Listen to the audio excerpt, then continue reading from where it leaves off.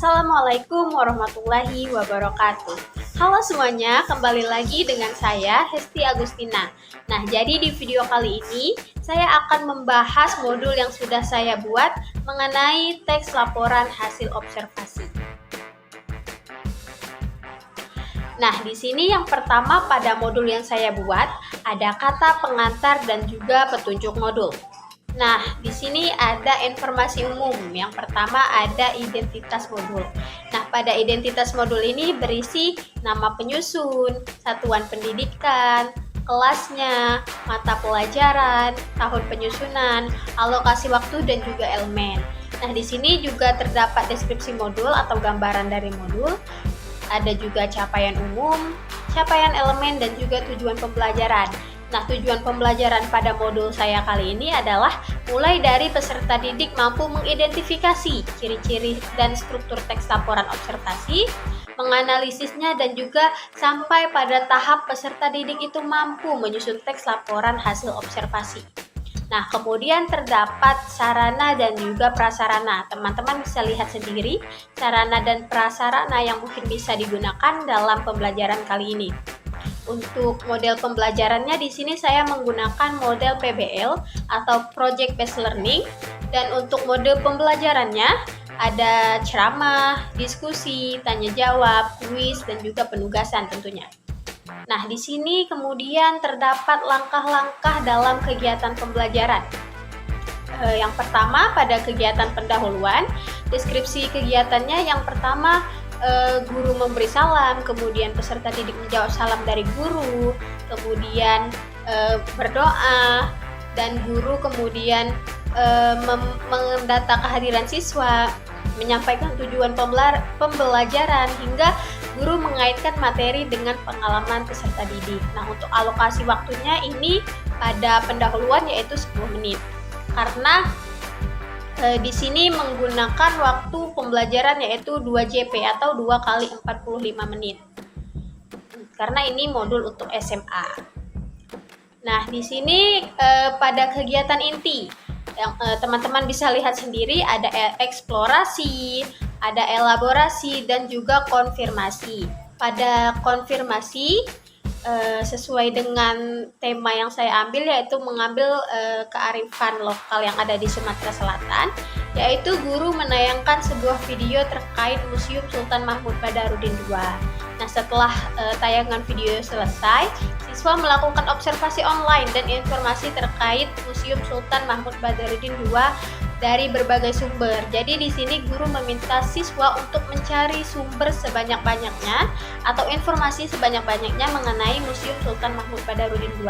Nah, setelah mereka menemukan informasinya, kemudian siswa itu diminta untuk menyusun teks laporan hasil observasi mereka sendiri berdasarkan data yang mereka peroleh.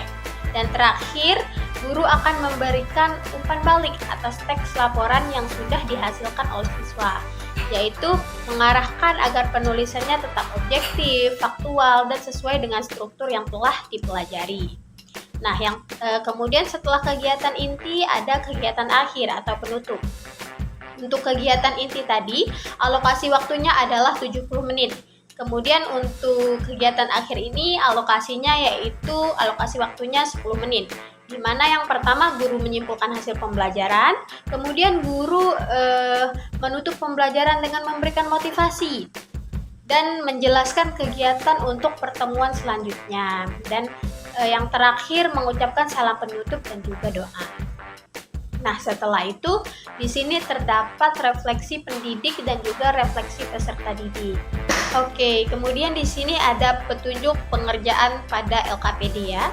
Teman-teman bisa lihat sendiri petunjuknya. Nah, di sini ada LKPD teks laporan hasil observasi.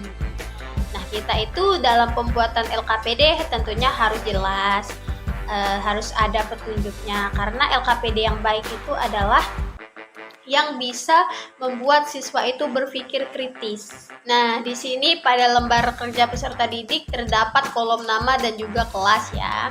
Kemudian di sini ada contoh teks laporan hasil observasi tentang pariwisata Indonesia dengan judul Banda Neiras Titik Surga di Kepulauan Banda.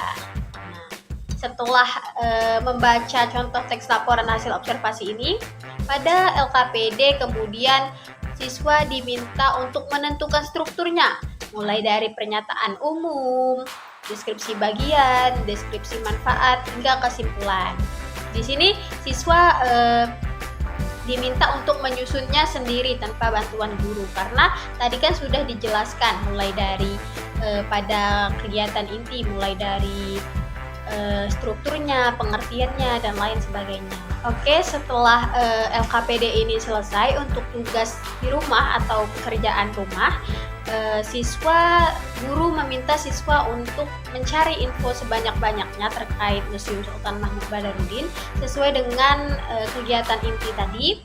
Kemudian siswa diminta untuk menulis teks laporan hasil observasinya sendiri mengenai informasi yang sudah mereka dapatkan. Nah, kemudian setelah pengerjaan LKPD ini selesai, pasti ada tentunya ya lembar observasi sikap untuk menilai LKPD siswa yang sudah mereka kerjakan.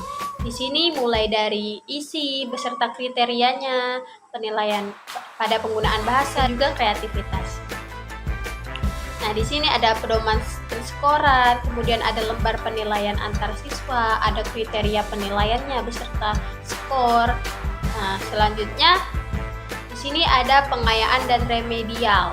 Jika dirasa siswa itu belum memahami materi yang disampaikan, guru bisa mengadakan remedial atau juga pengayaan.